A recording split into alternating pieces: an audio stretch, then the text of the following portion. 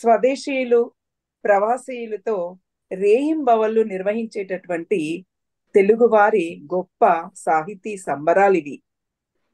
ఇప్పుడు విజయోత్సవాలు, ఉగాది సంబరాలు అంగరంగ వైభవంగా జూమ్ వేదికగా నిర్వహిస్తూ ఉన్నారు. దీనికి ఆద్యులైనటువంటి వారు సాహితీ ప్రేమికులు, నిరంతర భాషా సేవకులు, సేవ సాహితీ సంస్థ వ్యవస్థాపకులు, సాహితీ వినీలాకాశంలో అక్షర రేడు అయిన గౌరవనీయులు శ్రీ కంచర్ల సుబ్బానాయుడు గారికి ముందుగా అభినందనలు. ఈ వేదికకు హాజరైన అతిరథ మహారథులకు, కవులకు, సాహితీ సేవా సంస్థ మూర్తులకి అందరికీ కూడా, ప్రతి ఒక్కరికి కూడా పేరు పేరున క్రోధి నామ సంవత్సర తెలుగు నూతన సంవత్సర శుభాకాంక్షలు తెలియచేసుకుంటున్నాము. ఇప్పుడు ఈ విజయోత్సవాల సందర్భంగా చాలా మనవి ఈ యొక్క సంబరాలు అనేటటువంటివి మనము నిర్వహించుకుంటూ ఉన్నాము. జూమ్ వేదికగా సాహితీ సేవా సంస్థ 365 రోజులు కూడా నిరంతరాయంగా నా భూతో నా భవిష్యత్తుగా తెలుగు భాష లోకంలోని, తెలుగు సాహితీ వినీల ఆకాశంలోని ఒక తారా జుబ్బలాగా మన యొక్క సాహితీ సేవ సంస్థ యొక్క ఈ కార్యక్రమాలు అనేటటువంటివి నిరంతరాయంగా జరుగుతూ ఉన్నాయి. దీనికి ఎక్కడెక్కడో ఉండేటటువంటి మట్టిలో మాణిక్యాలు లాంటి ఎంతో మంది కవులను, కవయిత్రులను కూడా వెలికి తీస్తూ వాళ్ళలో ఉండేటటువంటి ఆ సాహితీ అభిలాషని ఇంకా పెంపొందిస్తూ ఎన్నో కవి సమ్మేళనాలతో, వివిధ రకాలైనటువంటి సాహితీ ప్రక్రియలతో నిరంతరం కూడా ఒక సాహితీ జ్యోతిలాగా వెలుగుతున్నటువంటి ఈ సేవా సంస్థలో పాల్గొనేటటువంటి ప్రతి ఒక్కరికి కూడా, దీని రథసారథులకి అందరికీ కూడా పేరు పేరున కూడా నేను హృదయపూర్వకమైనటువంటి అభినందనలు, ధన్యవాదాలు తెలియచేసుకుంటున్నాను. ఈ సందర్భంగా ఈ రోజు ఈ యొక్క విజయోత్సవాలు, ఉగాది సంబరాలు అనేటటువంటి దానికి మనము ఈ రోజు ఈ కార్యక్రమాన్ని జరుపుకుంటూ ఉన్నాము. దీనికి హాజరైనటువంటి అతిరథ మహారథులందరికీ కూడా నేను స్వాగతం పలుకుతున్నాను. గత 12 సంవత్సరాలుగా సుబ్బానాయుడు గారి సాహితీ సేవలు వర్ణించడానికి అక్షరాలు సైతం సరిపోవేమో. వారితో నాకున్న సాహితీ సంబంధము నా యొక్క సాహితీ ప్రక్రియ ఎదుగుదలకు కూడా చాలా తోడ్పడిందని నేను వినమ్రంగా కూడా నేను తెలియజేసుకుంటున్నాను. అంతర్వేదిలో హైదరాబాద్ లోను వారు నిర్వహించినటువంటి కవి సమ్మేళనాలు ఎన్నో, వాటిల్లో పాల్గొనేటటువంటి అపురూపమైనటువంటి అవకాశం కూడా నాకు ఆ రోజుల్లోనే వారు అందించడం జరిగింది. అయితే ఇప్పుడే కాదండి, వారు జూమ్ వేదికగానే కాకుండా ఫేస్బుక్ లో కూడా ఎన్నో కార్యక్రమాలు అనేటువంటివి నిర్వహిస్తూ సేవ అనేటటువంటి ఒక అపురూపమైనటువంటి కార్యక్రమాన్ని వారు గతంలో చాలా అద్భుతంగా నిర్వహించడం జరిగింది. అందులో కూడా ఎంతో మందిని పరిచయం చేయడం కూడా జరిగింది. ఇలాంటి ఒక అపురూపమైనటువంటి వేదిక మీదకి ఈ రోజు ఒక సమన్వయకర్తగా నేను రావడం అనేటటువంటిది నా యొక్క అదృష్టంగా నేను భావిస్తున్నాను. ఈ రోజు ఈ కార్యక్రమానికి ముఖ్య అతిథులుగా హాజరైనటువంటి వారి గురించి 4 పరిచయ వాక్యాలు నేను మీకు వివరిస్తూ ఉన్నాను. ఈరోజు ఈ యొక్క కార్యక్రమానికి అధ్యక్షత వహిస్తున్నటువంటి ఆచార్య వి నాగలక్ష్మి గారు, విశ్రాంత ప్రధాన ఆచార్యులు, ప్రభుత్వ డిగ్రీ కళాశాల, రాష్ట్ర ప్రభుత్వ ఉత్తమ అధ్యాపక పురస్కార గ్రహీతలు, ఆచార్య నాగార్జున విశ్వవిద్యాలయం నుంచి సాహిత్య రంగంలో ప్రతిభా పురస్కారాన్ని కూడా అందుకున్నారు. దివాకర్ల వెంకటావధాని శత జయంతి సాహిత్య పురస్కారం అందుకున్నారు. తిరుమల తిరుపతి దేవస్థానం నుండి పండిత పరిషత్కు సభ్యురాలుగా కూడా వారు పనిచేస్తూ ఉన్నారు. రాయప్రోలు సుబ్బారావు సాహితీ పురస్కారాన్ని అందుకున్నారు. ఎంఎస్కో ఉగాది పురస్కారాన్ని కూడా అందుకున్నారు. వారి యొక్క రచనలు చిగురు పొదలు, విమర్శ వ్యాసాలు, అభిషప్త కథలు, భగవద్గీత, వ్యక్తిత్వ వికాసం, ముకుందమాల వ్యాఖ్యానం, మహాదేవి తారాలి వ్యాఖ్యానం, దివాకర వృత్త తారావళి వ్యాఖ్య మొదలైనటువంటి 12 గ్రంథాలు, సారస్వత కళానిధి బిరుదు అందుకున్నటువంటి వారు. వివిధ సాహిత్య రూపకాల్లో వీరు ప్రసిద్ధి చెందినటువంటి వారు. ఇటువంటి సుప్రసిద్ధులైనటువంటి ఒక మహిళని, విశిష్టమైనటువంటి మహిళను మీకందరికీ పరిచయం చేసేటటువంటి అదృష్టము నాకు కలగడము నాకు చాలా ఆనందంగాను, చాలా గర్వదాయకంగాను ఉంది. అలానే ఈ రోజు అతిథులుగా హాజరైనటువంటి వారు శ్రీ ఆచార్య ఆరోగ్య శిఖామణి గారు, డాక్టర్ సిహెచ్ సుశీలమ్మ గారు, తర్వాత శ్రీ బూర్ల వెంకటేశ్వర్లు గారు, తర్వాత శ్రీ సిఎస్ రాంబాబు గారు. వీరందరే కాకుండా కవి సమ్మేళనానికి సిద్ధంగా ఉన్నటువంటి కవులందరికీ కూడా నేను హృదయపూర్వకమైనటువంటి జూమ్ వేదిక మీదకి స్వాగతం, సుస్వాగతం తెలియచేసుకుంటున్నాను. అందరికీ కూడా ధన్యవాదాలు. మరొక్కసారి తెలుగు ఉగాది నామ సంవత్సర శుభాకాంక్షలు అందరికీ తెలియచేస్తూ, సాహితీ రంగంలో ఇంకా కూడా మీరందరూ ఇంకా ఉజ్వలంగా పేరు ప్రతిష్టలు గడించాలని, ఈ సేవ అనేటటువంటిది ఇంకా ఎప్పటికీ నిరంతరాయంగా సూర్య చంద్రులు ఉన్నంత కాలం కూడా నా భూతో నా భవిష్యత్తుగా వెలుగొందాలని మనస్ఫూర్తిగా కోరుకుంటూ మరొక్కసారి నేను కంచర్ల సుబ్బనాయుడు గారికి హృదయపూర్వకమైనటువంటి ధన్యవాదాలు, కృతజ్ఞతలు, అభినందనలు తెలియజేసుకుంటున్నాను.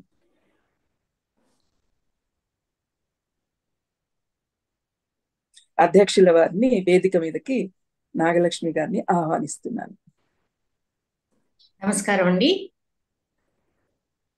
నేటి అంతర్జాల సదస్సులో పాల్గొంటున్న సాహితీవేత్తలు, భాషాభిమానులు, రసహృదయులు అందరికీ మరొకసారి నమస్కారాలు, క్రోధీనామ ఉగాది శుభాకాంక్షలు తెలియజేస్తున్నాను.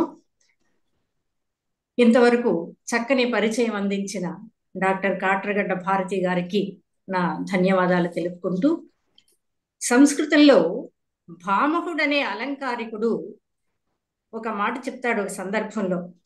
అదేమిటంటే, పూలమాలలు కట్టే వ్యక్తి ఏ ఏ పుష్పాలు ఎక్కడెక్కడ పెడితే మాల అందంగా వస్తుందో, ఏ పరిమళాలను ఎలా స్వీకరించి మనం కూర్చితే అది ఆహ్లాదకరంగా ఉంటుందో దాన్ని ఆలోచించి మాలలను తయారు చేస్తాడు అని అంటాడు అక్కడ. మాలాకారో రచయతి యథా సాధు విజ్ఞాయ మాలాం యోజ్యం కావ్యేషు అవహిత ధియా తావదేవ అభిధానం. అలాగే ఒక కవి కూడా తన కావ్యంలో ఏ శబ్దాలను, ఏ అర్థాలను ఎలా ప్రోధి చేసి ఏ క్రమంలో అమర్చి తాను ఉద్దేశించిన భావాన్ని వెల్లడిస్తే అది రసహృదయులను రసానందంలో ముంచివేయగలుగుతుందో అది తెలిసిన కవియే గొప్ప కవి, అతడు రచించిన కావ్యమే మహాకావ్యము అని అంటాడు. అలాగే ఈ అంతర్జాల సదస్సులో గత సంవత్సర కాలంగా జరుగుతున్న సభలన్నింటిలోకి ఎవరెవరిని ఎక్కడెక్కడ ఎలా ఆహ్వానించాలి, ఏ విషయాల మీద ఎవరి చేత ప్రసంగింప చేయాలి, ఏ కార్యక్రమాలను రూపకల్పన చేయాలి, వేటిని ఎక్కడ ఎలా అమరిస్తే అది సఫలీకృతమవుతుంది అనే విషయాలను చక్కగా ఆలోచించి వివిధ ప్రాంతాల్లో, ప్రపంచంలోని పలు ప్రదేశాల్లో ఉన్న తెలుగు భాషా సాహితీవేత్తలందరినీ సేవ అనే ఒకే వేదికపైకి తీసుకొని వచ్చి ఒకే దారంతో బుదిగుర్చి ఒక సాహిత్యపు పండుగను, ఒక వేడుకను నిర్వహిస్తున్న సంస్థ సేవా సంస్థ. సేవ అనే పేరుకు తగినట్లుగానే నిస్వార్థమైన సేవ చేస్తూ భాషాభిమానులకు, ఔత్సాహిక రచయితలకు, పరిశోధకులకు, ఒక సాధారణ పాఠకులకు కూడా తెలుగు భాష మీద, తెలుగు సాహిత్యం మీద మక్కువను కలిగించడానికి వారు చేస్తున్న కృషి, నిర్విరామంగా వారు పడుతున్నటువంటి శ్రమ అనన్య సామాన్యమైనది. ఈ సంస్థలో అధ్యక్షం వహిస్తూ ఏ ముహూర్తాన ఈ సంకల్పం చేశారో అది దిగ్విజయంగా కొనసాగింప చేస్తున్నటువంటి కంచర్ల సుబ్బానాయుడు గారికి, ఉపాధ్యక్షురాలు శ్రీమతి బోరా భారతీదేవి గారికి, ప్రధాన కార్యదర్శి శ్రీమతి కొణిదెల శోభ గారికి, ఇంకా సంధ్యారెడ్డి గారు, ఈ నిర్విరామమైన కార్యక్రమానికి, ఈ అక్షర తోరణాలకు సూత్రధారులుగా ఉన్నటువంటి పెద్దలు ఆచార్య రాచపాళెం చంద్రశేఖర్ రెడ్డి గారు, డాక్టర్ అనంత పద్మనాభరావు గారు, శ్రీ పత్తిపాక మోహన్ గారు, తదితరులు పెద్దలు ఎంతో మంది ఉన్నారు. వారందరికీ కూడా హృదయపూర్వకమైన నమస్కారాలు ముందుగా తెలియచేసుకుంటున్నాను. ఇది ఒక అరుదైన సందర్భం తెలుగు సాహిత్య లోకంలో.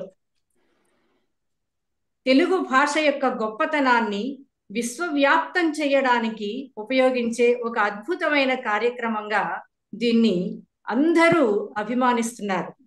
ఈ సంస్థలో ఈ అంతర్జాల వేదికపై ప్రసంగించటమే ఒక అదృష్ట విశేషంగా భావిస్తున్న స్థితిని మనందరి దగ్గర నుంచి మనం చూస్తూ ఉన్నాం.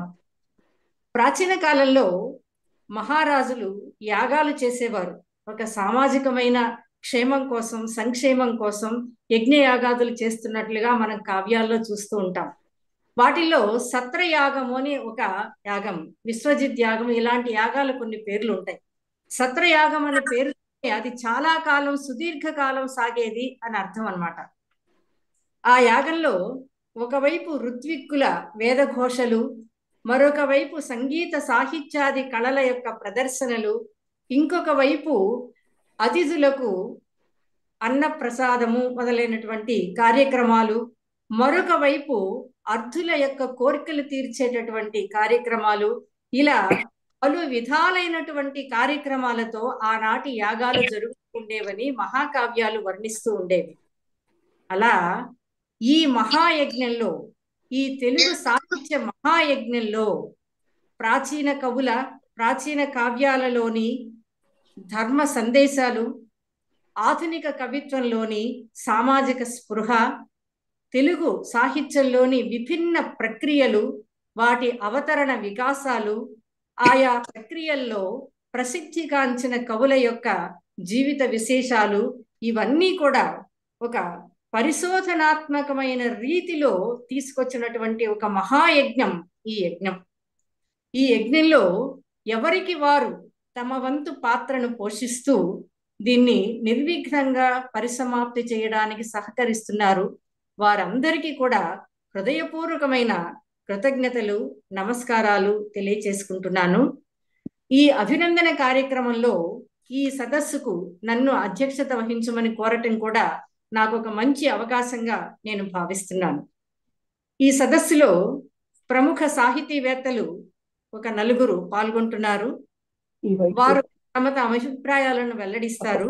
మధ్య మధ్యలో వారిని ఆహ్వానిస్తూ వారి అభిప్రాయాలు విన్న తరువాత నేను మరికొన్ని విశేషాలు మీతో ముచ్చటించే ఉదాహరణ అని నా భావన. ఈ కార్యక్రమంలో తర్వాత శ్రీ బూర్ల వెంకటేశ్వర్లు గారు, వీరు కరీంనగర్లో డిగ్రీ కళాశాల తెలుగు అధ్యాపకులుగా పనిచేస్తున్నారు. వీరు కూడా ఇంతకుముందు సేవా సంస్థ వారి కార్యక్రమాల్లో పాల్గొనే ఉంటారు, బహుశా నేనైతే చూడలేదు. కాబట్టి వారు తమ అభిప్రాయాలని వ్యక్తం చేయవలసినదిగా ఆహ్వానిస్తున్నాను. నమస్కారం అండి. నాగరాజ్య లక్ష్మి గారు ఈరోజు సభాధ్యక్షత వహిస్తున్నటువంటి వారు. ఈ మండు వేసవిలో శిఖామణి గారు ఒక చిరుజల్లు కురిపిస్తే సుశీలమ్మ గారు ఒక జడివానను కూడా కురిపించారు. అద్భుతమైనటువంటి సాహిత్య వర్షంలో తడుస్తూ ఉన్నాం. నిజానికి ఈ అక్షర తోరణం ఇది ఒక అక్షయ తోరణం. ఇది ఒక నిత్య కళ్యాణము, పచ్చ తోరణము కూడా. అట్లాగా కొనసాగుతున్నటువంటి ఈ 365 రోజులుగా సుబ్బానాయుడు గారు, భారతి గారు, శోభ గారు, మిగతా అందరూ కూడా ఒక అంటే తమ సొంత స్వార్థాలు వదులుకొని సాహిత్యమే జీవితంగా ఈనాటి డిజిటలైజేషన్ యుగానికి అనుగుణంగా ఈ యూట్యూబ్ ద్వారా కార్యక్రమాలు నిర్వహించడం చాలా ఆనందం.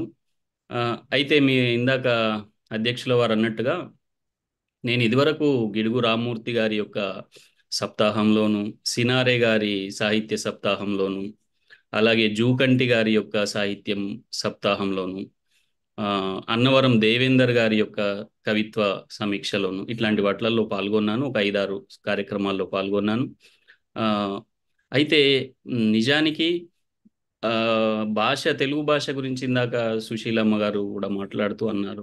తెలుగు భాష చచ్చిపోతుందేమో అనేటువంటి భయము, భ్రమలు అవసరం లేదు అని చెప్పడానికి. అట్లాగే సాహిత్యాన్ని తక్కువ ఖర్చుతో ఎక్కువ మందికి చేరవేస్తున్నటువంటి సాహిత్యాన్ని శాశ్వతంగా నిలబెట్టడానికి ఈ రోజుల్లో ఉన్నటువంటి ఆధునిక ఉపకరణాలని వాడుకొని ఈ అంతర్జాలము ఆ, వేదికగా ఈ కార్యక్రమాన్ని ఇన్నాళ్ళు కొనసాగించడం చాలా గొప్ప విషయం. ఎందుకంటే ఈ రోజుల్లో ఎవరు కూడా ఆ, ఈ హ్యాండ్ బుక్స్ అంటే చేతుల్లో ఉండే పుస్తకాలని కాకుండా ఆ, ఆడియో పుస్తకాలు వినడానికి అలవాటు పడుతూ ఉన్నారు నిజానికి. ఇందాక శిఖామణి గారు పెద్దలు అన్నారు, వీటిని పుస్తకాలుగా ప్రచురించడం అనే దానికంటే డిజిటలైజ్ చేసి భద్రపరిస్తే బాగుంటుందేమో అన్నారు. అలాగే ఆడియో అంటే ఇప్పుడు వీడియో లాగా ఉన్నాయి, వీటిని ఆడియో లాగా కూడా చేసి వినిపించేటువంటి మాధ్యమాల లోపల పెడితే కూడా ఇంకా కొంత అందరికీ చేరువయ్యే అవకాశం ఎక్కువగా ఉంటుందనిపిస్తుంది. అయినప్పటికీ ఆ, ఆ, తెలుగు సాహిత్యము ఒక 365 రోజుల్లో తెలుగు సాహిత్యాన్ని సంపూర్ణంగా సమీక్షించుకోగలుగుతామా అంటే అదేది కాకపోవచ్చు. కానీ ఇది చాలా పెద్ద ప్రయత్నం.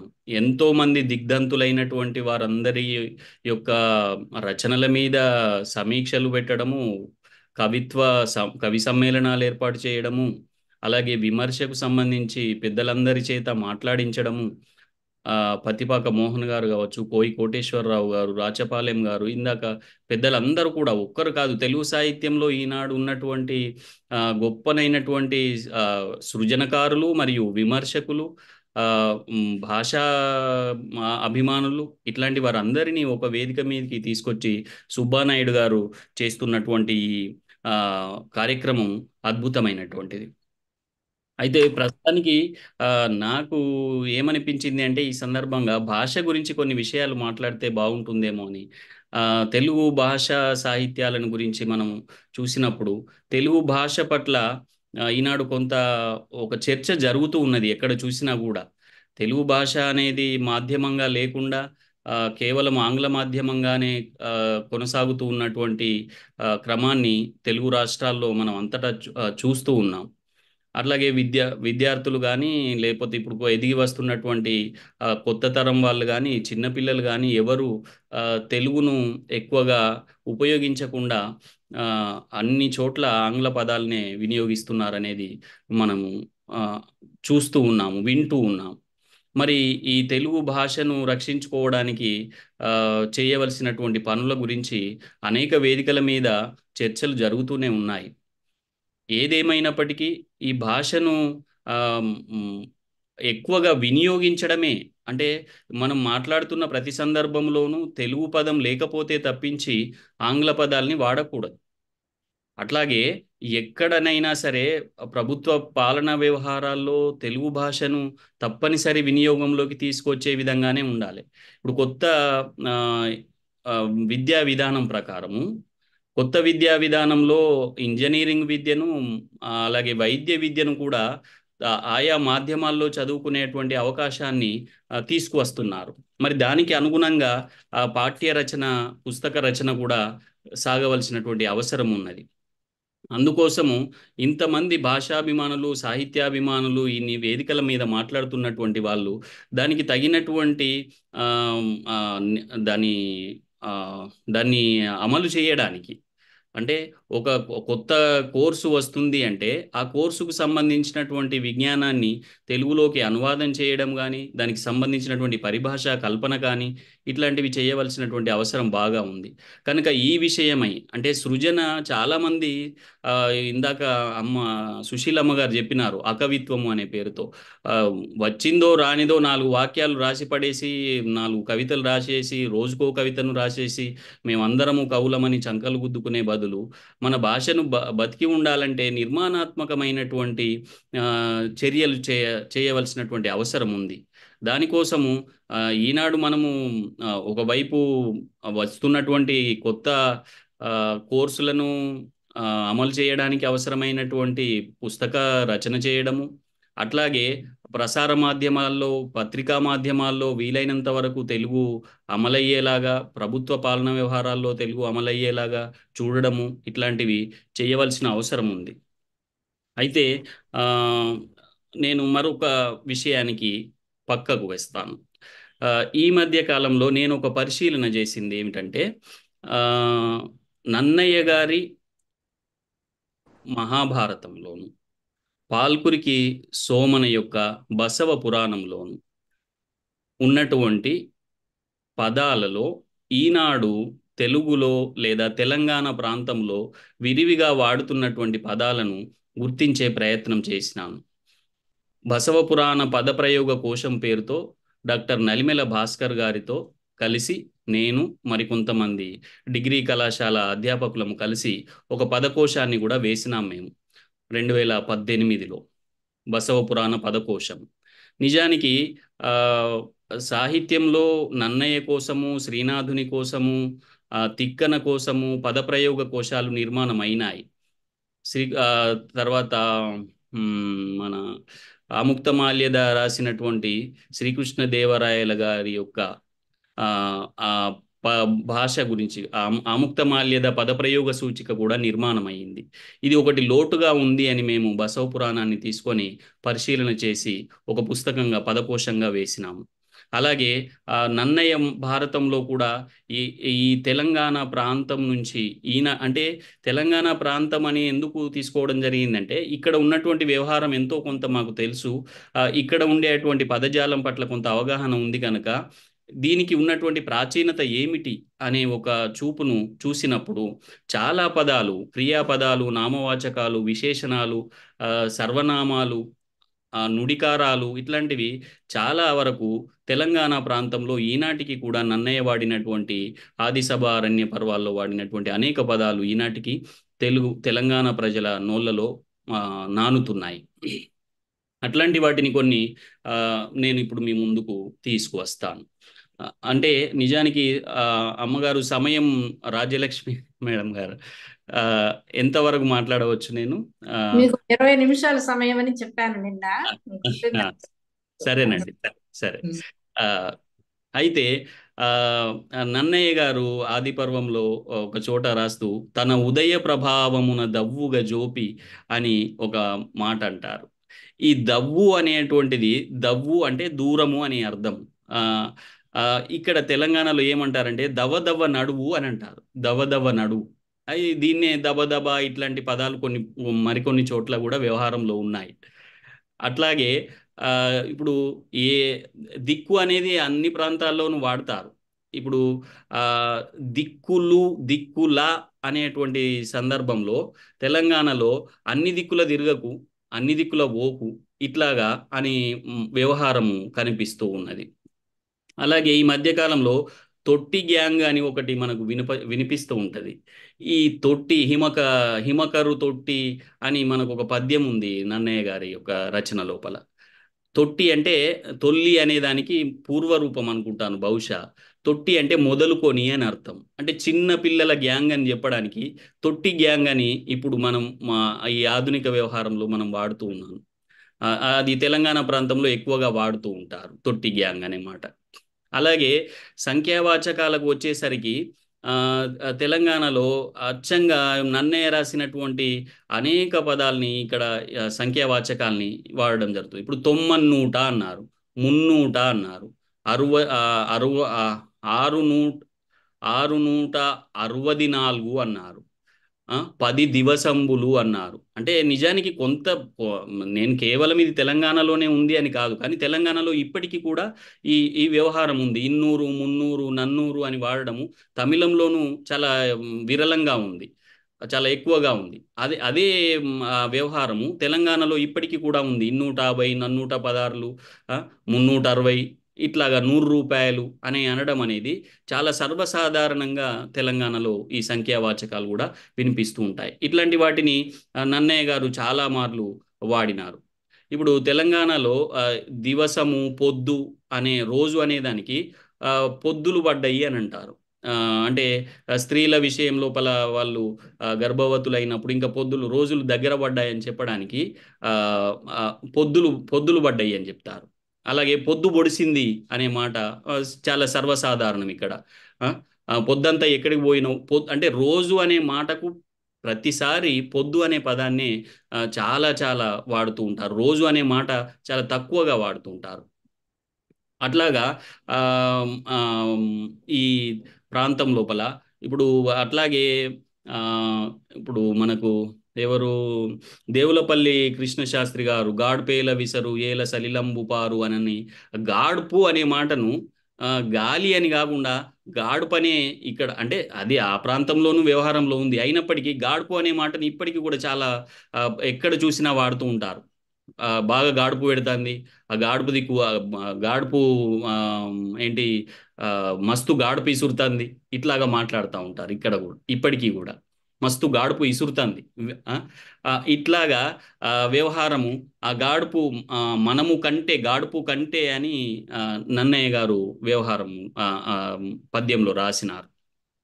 అట్లాగే ఆ, ఇంకా క్రియాపదాలకు వచ్చినప్పుడు ఆ, ఇప్పుడు పన్నిన అనేటువంటి ఒక పదం చూశాను. అంటే చాలా వందల కొద్ది వేల కొద్ది పదాలు ఉన్నాయి, నేను అక్కడక్కడ తడిమి చెప్తూ ఉన్నాను. ఆ, వాని పన్నిన వృషభ గోమయము అని ఒక చోట వాడతారు. మనకు తెలిసిందే ఉదంకుని ఆ, వృత్తాంతం లోపల ఆ, పన్ను పన్ను అంటే ప్లాన్ లాంటిది, ఒక ప్రణాళిక లాంటిది, వేయడం లాంటిది, ఇట్లాంటిది. తెలంగాణలో మంచి ఉపాయమే పనినవు తీ అని అంటారు ఇప్పటికీ కూడా. పన్నడము అనేటివి మంచి ఉపాయం పనినవు, ఇక ఈయనకంటే ఇట్లాంటి వాడు లేడు అన్నట్టుగా మాట్లాడుకుంటారు. ఆ, ఆ, తర్వాత ఇంకొకటి ఏంటంటే క్రియాపదాల్లో బిందుపూర్వకంగా క్రియల్ని వాడడం అనేది నన్నయ్య పదాల్లో విరళంగా కనిపిస్తుంది. అది తెలంగాణలో కూడా కనిపిస్తుంది. మీరు ఇప్పుడు వినంగా, ఉండంగా, చెప్పంగా ఇట్లాంటి పదజాలము, ఆ, తొరగంగా, ఆ, ఆ, ఆ, ఇట్లాంటి పదాలు నన్నయ్య యొక్క ఆ, ఆది పర్వంలో అనేక చోట్ల కనిపిస్తాయి. అవన్నీ ఇప్పటికీ తెలంగాణలో చాలా చాలా చాలా ప్రతి పదము క్రియాపదం లోపల నేను చెప్పంగా ఎందుకు పోయినావు, నువ్వు రాంగ నేను వద్దన్ననా, ఆ, ఇట్లా వాడు ఎందుకు ఇట్లా అలిగిండు, ఇట్లాగా పోయిండు వచ్చిండు ఇట్లాంటి అంటే ఆ, మ్, ఈ క్రియల లోపల అంటే దీన్ని గురించి నలిమేల భాస్కర్ గారు ఏమంటారంటే ఆ, ఈ బిందు ఆ, ఈ ఈ బిందువు వలన తెలంగాణలో ఒక నాదాత్మకత ఏర్పడింది అని అంటారు. అంటే తెలంగాణ భాషలో రయ్య రయ్య ఇట్లాగా అంటే ఒకే రకమైనటువంటి పదాల్ని ఆవృత్తి చేయడము, అట్లాగే బిందుపూర్వకమైనటువంటి పదాల్ని వాడడము, క్రియాపదాల్ని వాడడము. ఇప్పుడు తాబేలు అనే మాట ఉంది, తాంబేలు అంటారు. తాంబేలు ఆ, అది అంటే పూర్వపు రూపం. అది ఆ పూర్వపు రూపాన్ని ఇప్పటికీ కూడా వాడుతూ ఉన్నారు. నాగుంబాము అంటారు, నాగుపాము అనరు, ఇక్కడ నాగుంబాము అని మాట్లాడుతూ ఉంటారు. అంటే అది నామవాచకాల లోపల కూడా అట్లాగా కనిపిస్తూ ఉంది. ఇట్లాగా నన్నయ్య గారి యొక్క ఆ, ఆ, మహాభారతంలోని ఆది సభ అరణ్య పర్వాల్లో నేను కొన్ని చూసే ప్రయత్నం చేసినాను. అట్లాగే ఆ, ఇప్పుడు ఇప్పుడు మొగి అనే ఒక పదం ఉంది. మొగి అంటే పూనిక. పూనిక. ఉమ్, ఆ పూనికను ఇక్కడ ఏదైనా ప్రారంభాన్ని చేసేటప్పుడు ఆ, మొగి అనే మాటని ఇక్కడ ఇప్పటికీ వాడుతున్నారు. ఒక్క మొగిన చెయ్యాలి అంటే అందరూ కలిసి పూనుకొని చెయ్యాలి అని వాడుతూ ఉంటారు తెలంగాణ ప్రాంతం లోపల. అంటే ఇది ఇతర ప్రాంతాల్లో కూడా వ్యవహారంలో ఉండి ఉండొచ్చు. నాకు తోచినంతలో నేను విన్నంతలో నేను చెప్తున్నాను. కన్నంత విన్నంత అని పోతన గారు అన్నట్టుగా. ఆ, అట్లాగా ఆ, అట్లానే ఈ తెలంగాణలో ఈ పదాల్ని పునరావృత్తి చేయడం అనేది ఆ, చాలా ఎక్కువగా ఉంటుంది. అది రోసి రోసి అనే పదము అనే జంట పదాల్ని నన్నయ్య గారు పుట్టలన్ పొదల త్రిమ్మరు త్రిమ్మరు పాముల అని ఒక చోట వాడతారు. వచ్చి వచ్చి, హరిహరి ఇట్లాగా తెలంగాణలో ఇట్లాంటి పదాలు కొన్ని వేల కొద్దీ ఉన్నాయి. జంట పదాలు చేసి చేసి, చూసి చూసి, పోయి పోయి, వచ్చి వచ్చి, టక టక ఇట్లాగా ధ్వన్యనుకరణ పదాలు ఉన్నాయి, క్రియానుకరణ పదాలు కూడా ఆ, చాలా చోట్ల కనిపిస్తాయి. ఆ, ఇట్లాంటివి ఆ, ఇవే ఇదే రకంగా మళ్ళీ ఒకసారి సోమన్న దగ్గరికి వెళ్ళినట్టయితే ఆ, సోమ్ ఆ, ఇది ఇప్పటి వరకు నన్నయ్య దాని భారతంలో చూసినటువంటి విషయాలు. ఆ, సోమన్న రాసినటువంటి ఆ, బసవ పురాణాన్ని చూసినప్పుడు బసవ పురాణంలో ఉండేటువంటి వందల పాత్రలు అన్నీ కూడా ఆ, అయ్య అవ్వ అని ఉంటాయి. అయ్యా అవ్వ. ఇప్పటికీ తెలంగాణలో తల్లిదండ్రులను అయ్యా అవ్వ అని పిలవడము చాలా సర్వసాధారణం. అయ్యా అవ్వ అనేటువంటి మాటతోటి పిలవడం. ఇప్పుడు కుమ్మర గుండయ్య, కాట కోటయ్య, కన్నప్ప, దేవయ్య, సోమయ్య, హొన్నయ్య, రేచయ్య, ఇట్లాగా చాలా ఉన్నాయి. ఆ, అట్లాగే ఆ, ఆ, ఏంటి మ్, సంగలవ్వ, ఆ, ఇట్లాంటి ప పదాలు ఆ అవ్వలకు సంబంధించినటువంటివి కూడా చాలా ఉన్నాయి. అట్లాగే అన్న అనడం అనేది కూడా తెలంగాణలో సర్వసాధారణంగా ఉంది. ఇప్పుడు జరగన్న ఎంత టైం అయింది, ఇట్లాగా అన్న అని వాడడం చాలా సర్వ. అట్లాగే అక్కడ మనం చూసినట్టయితే సోమన్న, మాదన్న, ఆదెన్న, ఇంతెందుకు మనకు పోతన్న ఉన్నారు, తిక్కన్న ఉన్నారు. అట్లాగా అన్న అనేటువంటి పదాన్ని, అయ్య అనేటువంటి పదాన్ని, అవ్వ అనే పదాన్ని పాల్కురికి సోమన్న చాలా చాలా ఆ, మ్, సార్లు ప్రయుక్తం చేయడం కనిపిస్తుంది. విమలవ్వ, వీరభద్రవ్వ, అక్కవ్వ, మల్లవ్వ, ఆ, సంగలవ్వ, పిట్టవ్వ, నిమ్మవ్వ, ఇట్లాగ వందల కొద్ది పదాలు ఉన్నాయి. అయితే మరొకటి, ఆ, మనం ఈ మధ్యకాలంలో ప్రతి సభా కార్యక్రమంలోనూ గారు అనే పదాన్ని వాడుతున్నాం. అంటే గౌరవ సూచకంగా గారు అనే పదాన్ని సర్వసాధారణంగా, అంటే అదొక సభా మర్యాద అయిపోయింది. కానీ ఈ గారు అనే పదాన్ని పాల్కురికి సోమన్న వందలాది సార్లు వాడినాడు బసవ పురాణంలో. నా ఆశ్చర్యం వేసింది నాకు ఇది చదివినప్పుడు. ఆ గారు అనే పదాన్ని మనం ఇప్పుడు 21వ శతాబ్దంలో వాడుతున్నాము. 13వ శతాబ్దం నాటి పాల్కురికి సోమన్న, కోటయ్య గారు, మళ్ళీ ఒక్కరికి ఎవరికి అంటే మనం ఇప్పుడు కేవలం ఏదో ఉన్నతమైనటువంటి వ్యక్తులు అనే ఉద్దేశంగానే వాడుతున్నాం. కానీ అప్పుడు ఆయన సబ్బండ వర్ణాల వారికి, అంటే వాళ్ళు చాకలి వాళ్ళైనా ఇతర ఏ వర్ణాల వారైనా కానీ వాళ్ళందరికీ గారు అనే మాటను వాడినాడు. బిబ్బ బాచయ్య గారు, గోడల మల్లయ్య గారు, చేరమ స్వపచయ్య గారు, ఆ, బాచయ్య గారు, హొన్నయ్య గారు, బొంతాదేవి గారు, స్త్రీలకు కూడా గౌరవవాచకంగా గారు అనేది వాడడం మనం చూడవచ్చు. అట్లా అట్లా అంటే ఆ, ఇది ఎందుకు ఈ అంశాన్ని నేను తీసుకున్నానని అన్నప్పుడు, ఆ, ప్రాచీన సాహిత్యంలో ఉండేటువంటి ఆ, ఆ, భాషను కూడా మనం ఈనాడు కొంత పట్టించుకోవాల్సి ఉంది. అది గ్రాంధికము అని మాత్రం వదిలివేసి ఆ గ్రాంధికత మాకెందుకులే అని అనుకోవడం కంటే దాన్ని కూడా మనం ఒకసారి పరిశీలన చేస్తే అనేకమైనటువంటి ఆ, భాష సంపదను మనం తోడుకునేటువంటి అవకాశం ఉందనేది నా ఉద్దేశం. ఇట్లాగా మరి ఇంకా చాలా విషయాలు ఉన్నాయి మాట్లాడుకోవాలంటే. ఇప్పుడు మళ్ళీ ఇది సెమినార్ కాదు గనక ఈ సమయానికి పరిమితం అవుతూ, మరి ఇట్లాంటి ఒక అవకాశం సుబ్బానాయుడు గారు, ఆ, ఆ, అంటే ఇందులో నిజానికి అందరూ నాకన్నా చాలా వయసులో పెద్దవారు, మీ అందరి మధ్యన ఈ 4 మాటలు మాట్లాడే అవకాశం నాకు దొరకడం నా యొక్క అదృష్టంగా భావిస్తూ ఉన్నాను. మీ అందరికీ కూడా హృదయపూర్వక వందనాలు తెలియజేస్తూ ఉన్నాను. నమస్కారం. ధన్యవాదాలండి. చాలా మంచి విషయాలు ప్రస్తావించారు మీరు. ఎందుకంటే ప్రాచీన సాహిత్యంలో భాషా మర్యాదలు, భాషా విధానాలు ఎలా ఉన్నాయి, అవి ఇప్పటికీ ఎలా సమాజంలో నిలిచి ఉన్నాయి అని పరిశోధన చేయవలసినటువంటి ఒక గొప్ప అంశం. చాలా మంది ప్రాచీన సాహిత్యంలో ఏముందిలే, అది సామాజిక స్పృహ లేదు కదా అనే ఒక పెదవి విరుపు లాంటి మాటలు మనం అనడం వింటూ ఉంటాం. కానీ అక్కడి నుంచి మన భాష ఎలా అభివృద్ధి చెందింది అని తెలుసుకోవడానికి అది ఒక మార్గం. ఇప్పుడు మీరు చాలా పదాలు చెప్పారు. అప్పుడు పాల్కురికి సోమనాథుడు, నన్నయ్య ప్రయోగించిన పదాలు ఇప్పుడు సమాజంలో ఎలా వినిపిస్తున్నాయి, ఎలా సజీవంగా ఉన్నాయి అని. మరి దీనికి ఆధారం ఏమిటి? ఆ కవులు చేసిన ప్రయోగాలు. అలాగే ఆనాటి సంస్కృతి ఎలా ఉంది, ఆనాటి జీవన విధానం ఎలా ఉంది, ఆ జీవన విధానంలో క్రమ పరిణామం ఎలా సాగింది అని తెలుసుకోవడానికి సాహిత్యం ఒక్కటే వాహిక. చరిత్రలో ఇలాంటి విషయాలు రావు. చరిత్రలో కేవలం రాజుల పట్టాభిషేకాలు, వాళ్ళ పరిపాలన ఇవే ఉంటాయి తప్ప సాహిత్య చరిత్రలో మాత్రం సమస్తమైన విషయాలు ప్రసక్తం అవుతూ ఉంటాయి. అందుకని భాషాపరంగా పరిశోధన చేయడానికి, సంస్కృతి పరంగా మనకున్నటువంటి చరిత్రను తెలుసుకోవడానికి ప్రాచీన సాహిత్యం దగ్గర నుండి ఇప్పటి వరకు కూడా మనం అధ్యయనం చేసుకుంటూ వెళ్ళవలసిన ఆవశ్యకతను మీరు చాలా చక్కగా వివరించారు. సేవా సంస్థ వారికి ఈ పాటికి ఒక మంచి ఆలోచన వచ్చేసి ఉంటుంది. భాషాపరంగా మనం చేయవలసిన కార్యక్రమాలు కొన్ని ఇలా చేయవచ్చు అనే ఒక ఆలోచనకు మీరు శ్రీకారం చుట్టారని నాకు అనిపిస్తుంది.